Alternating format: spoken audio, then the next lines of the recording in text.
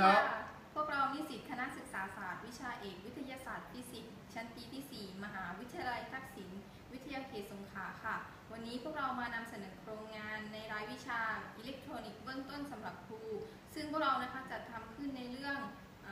สัญญาณการขโมยจากเซนเซอร์อัลตราโซนิกค่ะซึ่งมีสมาชิกในกลุ่มดังนี้ค่ะสวัสดีครับผมนายพงศกร นบนอบรหัสนิสิต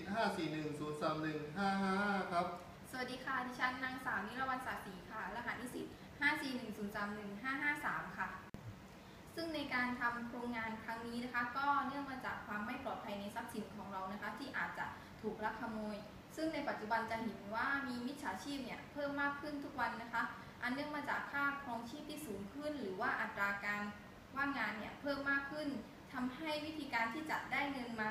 เร็วที่สุดและก็สะดวกที่สุดนะคะก็คือการไปลักขโมยของมาค่ะจึงดีไม่น้อยนะคะถ้ามีอุปกรณ์ที่สามารถช่วยเตือนภัยในการขโมยของเราได้นะคะสัญญาณการขโมยของนี้นะคะจึงเป็นทางเลือกหนึ่งที่จะสามารถทำให้เราเนี่ยทราบได้ว่าขณะนั้นได้มีการขโมยของขึ้นและสามารถที่จะทำให้เราเนี่ยแก้ปัญหาได้ทันท่วงทียิ่งขึ้นค่ะสัญญาณการขโมยนี้นะคะก็จะสามารถช่วยลดปัญหาการถูกลักขโมยของได้ค่ะสำหรับโปรแกรมและอุปกรณ์ที่ใช้เราไปดูกันเลยครับ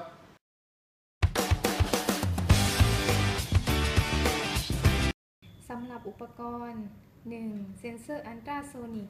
จะทำหน้าที่เป็นเซนเซอร์ที่ใช้สำหรับหาระยะทางของวัตถุต่างๆโดยหลักการทำงานคือการส่งคลื่นเสียงที่หูมนุษย์ไม่สามารถได้ยินออกมา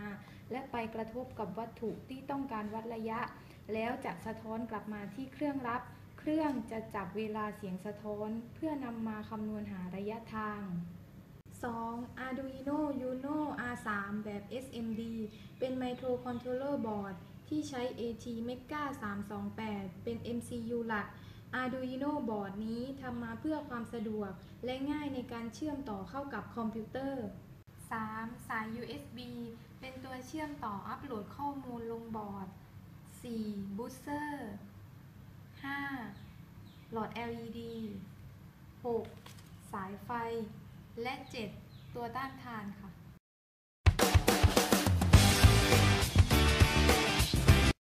ในส่วนของโปรแกรมนะครับจะใช้โปรแกรม Arduino แล้วก็โปรแกรม Proteus นะครับซึ่งโปรแกรม Arduino เนี่ยจะเป็นการเขียนโค้ดเพื่อใส่คำสั่งลงไปนะครับให้แสดงผลตามที่เราต้องการ Proteus เป็นการจำลองการต่อวงจรโดยในวงจรจะมีตัว ATmega 8ที่มีหน่วย Input หน่วย Process และหน่วย Output แต่ในวงจรจริงจะใช้ Arduino Uno R3 แบบ SMD ซึ่งมีตัว ATmega 328อยู่ในตัวต่อไปนะครับเป็นตัวเซนเซอร์อัลตราโซนิกซึ่งเป็นตัววัดระยะทางนะครับโดยขา Echo ของตัวเซนเซอร์นะครับจะต่อเข้ากับพอร์ต 7และขาทริกเกอร์ของเซนเซอร์นะครับจะต่อเข้ากับพอร์ต 6 ของ ATmega 8ส่วนขา VCC นะครับจะต่อกับ Power ซึ่งจ่ายไฟ 5 โวลต์นะครับแล้วก็อีกขาหนึ่งก็ต่อกับกราวครับต่อไปนะครับเป็นหลอด LED นะครับซึ่งต่ออยู่กับพอร์ต 8 แล้วก็บูสเตอร์นะครับต่ออยู่กับพอร์ต 9 ของ ATmega 8 นะครับ2 ตัวนี้จะใช้เป็นสัญญาณเตือนเมื่อวัตถุอยู่ในระยะที่มากกว่า 10 เซนติเมตรนะครับโดยเราจะกำหนดไว้ในตัวโปรแกรม Arduino นะครับกำหนดไว้ใน void loop นะครับซึ่งเซตไว้ให้ LED และบูสเตอร์เตือนเมื่อวัตถุมีระยะห่างกว่า 10 เซนติเมตรนะครับ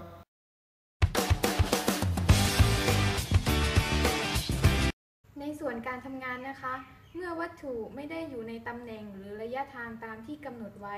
คือหากวัตถุอยู่ในระยะเกินกว่า 10 เซนติเมตรจะมีสัญญาณเตือนขึ้นทั้งบูสเตอร์และหลอด LED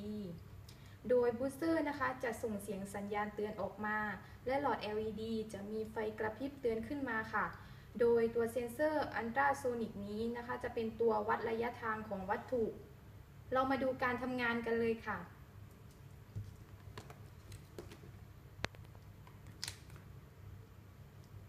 ขณะนี้นะคะวัตถุอยู่ในตำแหน่งหรือระยะทางตามที่กำหนดไว้แต่เมื่อเราลองยกวัตถุขึ้นมาให้วัตถุมีระยะห่างมากกว่า 10 เซนติเมตรจะเห็นว่ามีเสียงเตือนและสัญญาณไฟกระพริบขึ้นค่ะ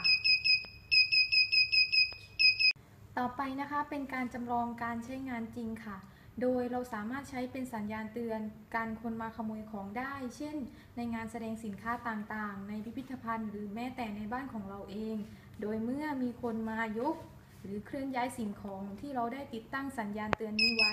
ก็จะมีเสียงและไฟเป็นสัญญาณเตือนให้เราทราบว่ามีคนมาขโมยของค่ะจะเห็นว่ามีไฟกระพริบและก็มีเสียงสัญญาณเตือนขึ้นค่ะ